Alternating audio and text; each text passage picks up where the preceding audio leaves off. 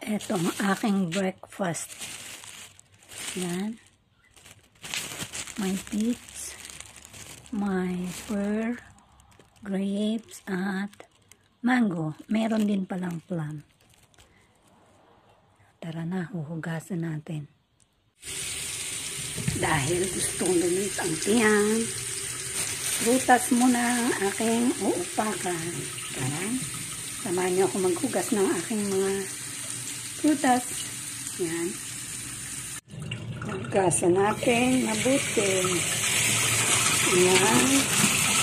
Ang grapes, ang pear, plums, at mango at peach.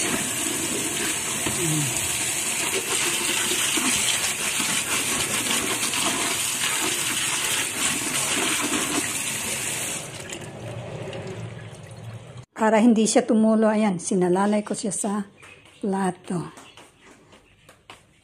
Tara na. Okay. May nakaredy na akong isang plato para sa pagtatalop ko ng mango.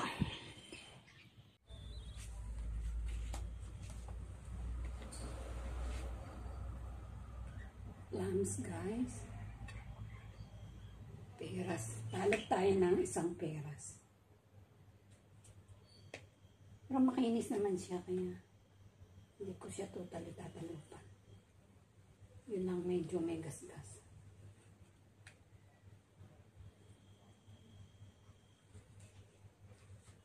Tingnan natin kung tatagal ako na ito lang ang aking kakainin ngayon. Bali, brunch ko na to. Kanina nag-coffee lang ako. So, breakfast at lunch ko to. Tingnan natin.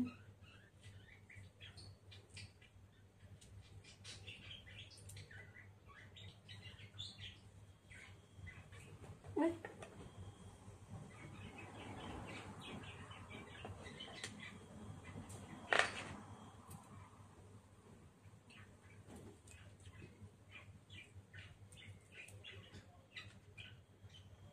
Dito sa Israel, ikaw ang magsasawa sa prutas kasi affordable lang. Hindi kagaya sa atin, nakakahinayang bumili sa mahal.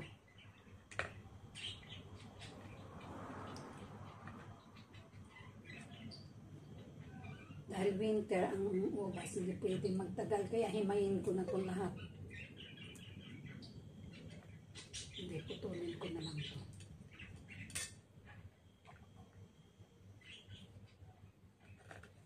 Itong mangga, talupan ko ang kalahati. Tapos yung kalahati, lagay ko sa ref. Kaya lang pag ganitong kumakain ako ng matamis, maya-maya maghahanap naman ako ng maalat. Buti na lang wala na akong maalat dito. Pag hindi nakatiis, baka kumain din ako ng kanin. Sana makatiis. Kasi wala akong ulam. Toyo ang iulam ko. Tinatamad akong mamalinggi. Okay? Apple, mango kayo dyan.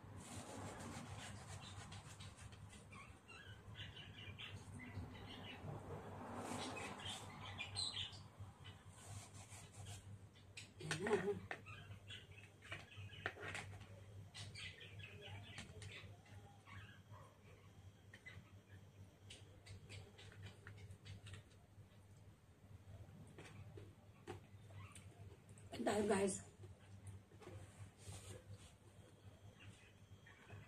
mango tamis.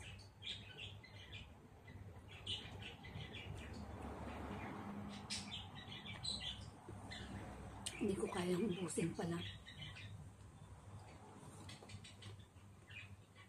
Magaling lang ako sa tingin. Takaw tingin.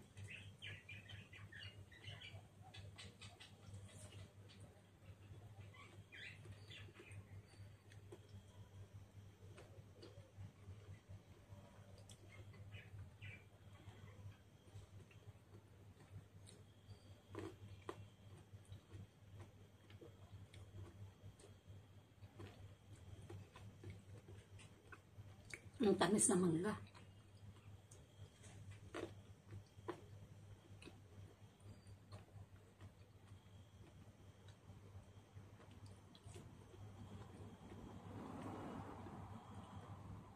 May halo rin konting asin.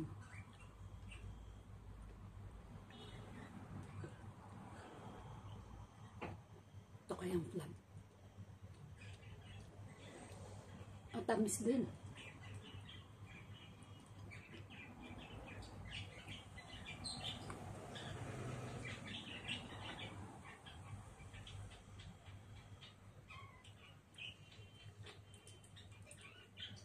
Hindi pa ako sama dito ng masanas. Kasi masanas parang nakakasawa. Kasi simula bata, yun lang ang prutas na special sa Pinas noon. Tatanda ko, pag magpapasko, pag may mansanas na uwi ang tatay namin, tuwa na kami. Tuwing magpapasko lang yun.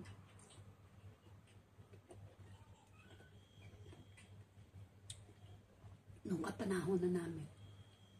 And that was 58 na ako. So, mga 8 years old ako.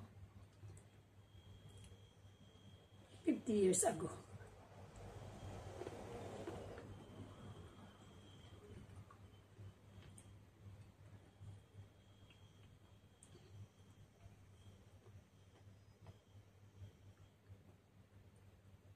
Maswerte mga bata ngayon. Kaya na nilang matikman lahat ng prutas. Kahit pamahal. At least, meron. Hindi kagaya nung panahon namin.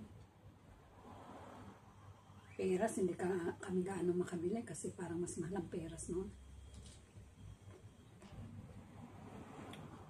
At lalo na ang ubas. Pinakamahal ang ubas noon.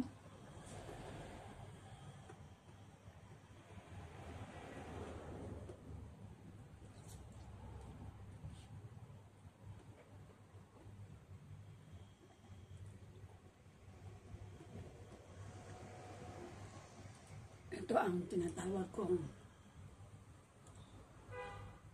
Fruit Diet Challenge. Sinong kakasa? Simula pa kahapon di ako nagkakanin. Pero nagtinapay ako. Isang medium size bread. So naman ngayon dahil meron pa akong dalawa, baka magtinapay din ako ng isa mamaya.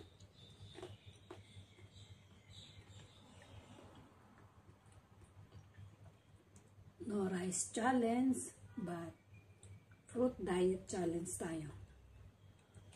Malaki ang akong tiyan eh.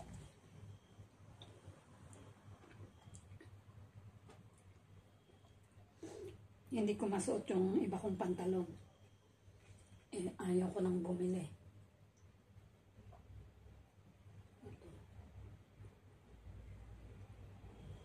Kain tayo.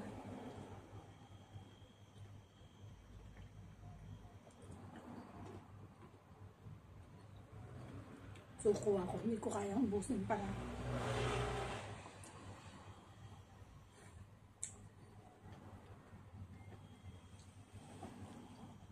Suko na ako guys. To be continued to mamaya.